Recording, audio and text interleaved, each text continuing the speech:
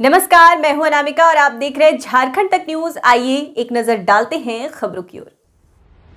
झारखंड में हेमंत सरकार के 3 साल पूरे होने पर रांची के झारखंड जनसेवा के 3 वर्ष कार्यक्रम का आयोजन किया गया है। वहीं सीएम हेमंत सोरेन ने जहां लाभुकों के बीच डीबीटी से सहायता राशि दी, वहीं अपनी सरकार की उपलब्धियां भी गिनवाई। इस मौके पर उन्होंने कहा कि सरकार सही दिशा में काम कर रही है। रांची में हेमंत सोरेन सरकार के 3 साल पूरे होने पर जश्न मनाया जा रहा है। वहीं चतरा में सत्ता की हनक में चूर झामुमो जिला अध्यक्ष पंकज प्रजापति पर कार्यालय में घुस सरकारी अधिकारी के साथ मारपीट, सरकारी दस्तावेज फाड़ने और कार्यालय में तोड़फोड़ करने की गंभीर आरोप लगे हैं। घटना पेयजल एवं स्वच्छता प्रमंडल कार्यालय में घटी है, जहां विभाग के कार्यपालक अभियंता अबिक अम्बाला ने झारखंड मुक्ति मोर्चा के जिला अध्यक्ष पंकज कुमार प्रजापति समेत 3 अन्य जेएमएम कार्यकर्ताओं पर मारपीट का आरोप लगाया है। इधर जेएमएम जिला अध्यक्ष पंकज प्रजापति ने इस मामले में कहा कि कार्यपालक अभियंता का उनके साथ कोई मामला नहीं हुआ है। उन्होंने कहा कि पेयजल एवं स्वच्छता विभाग के कार्यपालक अभियंता बेलगाम हो गए हैं। इनके कार्यालय में पेयजल एवं स्वच्छता विभाग में भ्रष्टाचार का बोलबाला हो गया है। हेमंत सरकार के नीतियों के खिलाफ गोलबंद हुई आजसू प्रेस वार्ता पर राज्य सरकार पर बोला हमला। चतरा जिले के सिमरिया प्रखंड मुख्यालय स्थित किसान भवन परिसर में केंद्रीय अध्यक्ष सुदेश महतो के आह्वान पर आजसू कमेटी के द्वारा प्रेस वार्ता बुलाई गई। जिला अध्यक्ष चंद्रदेव साहू ने पत्रकारों को संबोधित करते हुए कहा कि राज्य की हेमंत सरकार ने 3 वर्षों में 15 लाख बेरोजगार युवाओं को रोजगार देने का वादा किया था, लेकिन सरकार का यह वादा खोखला साबित हो रहा है। राजधानी रांची के लालपुर थाना परिसर में आग लग गई। यह आग थाना द्वारा जब्त किए गए वाहनों में लगी थी। गाड़ी में लगी आग काफी तेजी के साथ थाना परिसर में फैल गई। इससे पूरे परिसर में थाना के कर्मियों के बीच अफरा तफरी मच गई। आग पर काबू पाने के लिए अग्निशमन विभाग के दस्ते को बुलाया गया। दमकल की टीम ने काफी मशक्कत के बाद आग पर काबू पाया। इस अगलगी में जब्त किए गए कई दोपहिए वाहन जलकर राख हो गए। लोहरदगा पुलिस गुरुवार की सुबह कोरगो में नक्सलियों के खिलाफ अभियान चलाने पहुंची, लेकिन नक्सलियों के साथ मुठभेड़ शुरू हो गई। इस मुठभेड़ में एक नक्सली के मारे जाने की सूचना है। मारे गए नक्सली पर 5 लाख का इनाम था। झारखंड के चाईबासा पश्चिम सिंहभूम जिले के जंगल में नक्सलियों द्वारा लगाई गई आईईडी विस्फोट में ग्रामीण की मौत हो गई है। नक्सलियों ने यह सुरंग पुलिस और सुरक्षा बलों को नुकसान पहुंचाने के उद्देश्य से बिछाई थी। पुलिस ने विस्फोट में मृत ग्रामीण का शव गुरुवार को बरामद कर पोस्टमार्टम के लिए भेज दिया है।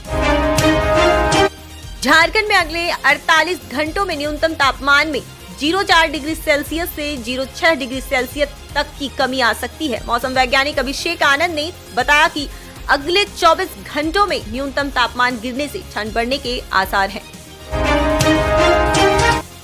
झारखंड में हेमंत सोरेन सरकार ने 3 साल पूरे कर लिए हैं। अपने कार्यकाल के 3 साल पूरे होने पर सरकार रांची के प्रोजेक्ट भवन में एक राज्य स्तरीय कार्यक्रम आयोजित कर रही है। इस कार्यक्रम में राज्य के 10 लाख किसान परिवारों को मुख्यमंत्री हेमंत सोरेन ने सुखाड़ राहत योजना के तहत राशि का लाभ दिया। इसके अलावा प्री मैट्रिक छात्रवृत्ति योजना के तहत स्कूलों में अध्ययनरत 25 लाख छात्र छात्राओं को छात्रवृत्ति की राशि का लाभ और सावित्रीबाई फूले किशोरी समृद्धि योजना से जुड़े 5,60,000 बच्चियों को सहायता राशि का लाभ डीबीटी के माध्यम से सीधे उनके बैंक खाते में ट्रांसफर किया। गुमला जिला में इंसानियत और रिश्ते को शर्मसार कर देने वाला वारदात सामने आया है। जिला के बसिया थाना क्षेत्र अंतर्गत घुनसेरा ढोड़ा के पास गुरुवार को एक महिला और लगभग 2 साल की बच्ची का शव बरामद किया गया। पूरी घटना में गर्भवती महिला और 2 वर्षीय बेटी की हत्या की बात सामने आई है। मृतक की मां ने अपने दामाद पर हत्या का आरोप लगाया है। पुलिस पूरे मामले की जांच कर रही है। प्रधानमंत्री नरेंद्र मोदी गुजरात दौरे पर हैं। पीएम मोदी ने सोमनाथ मंदिर में पूजा अर्चना की। इसके बाद पीएम ने बेरावल कस्बे में एक रैली को संबोधित किया। उन्होंने रैली को संबोधित करते हुए कहा कि इस बार गुजरात वासी वोटिंग के सारे रिकॉर्ड तोड़ दे। पीएम मोदी ने गुजरात के मुख्यमंत्री भूपेंद्र भाई पटेल की तारीफ करते हुए कहा कि सीएम ने राज्य के विकास के लिए बेहद काम किया है। हम आगे भी गुजरात के विकास के लिए काम करना चाहते हैं। बेरावल में जनसभा को संबोधित करते हुए पीएम मोदी ने कहा कि इस बार नरेंद्र के सारे रिकॉर्ड भूपेंद्र तोड़े। TV actress Tunisha Sharma, social media influencer Leena Nagvanshi की सुसाइड के बाद अभिनय जगत से एक और दिल दहला देने वाली खबर सामने आई है। झारखंड की एक्ट्रेस रिया कुमारी की बदमाशों ने गोली मारकर हत्या कर दी है। यह घटना बंगाल हाईवे पर उस वक्त घटी जब रिया कार में अपने पति संग जा रही थी। तभी कुछ बदमाशों ने उनके पति को लूटने की कोशिश की और इस बीच रिया ने पति को बचाने की कोशिश में अपनी जान दे दी। इस हादसे के दौरान रिया के पति प्रकाश कुमार और उनकी 2.5 साल की बेटी भी मौजूद थी। रिया पॉपुलर यूट्यूबर और लोकल सीरियल वह चलचित्र से मशहूर थी। जम्मू कश्मीर के राजौरी जिले में नियंत्रण रेखा के पास बारूदी सुरंग की चपेट में आने से एक पाकिस्तानी घुसपैठिया मारा गया और इस तरह सेना ने संदिग्ध आतंकवादियों की घुसपैठ की कोशिश नाकाम कर दी।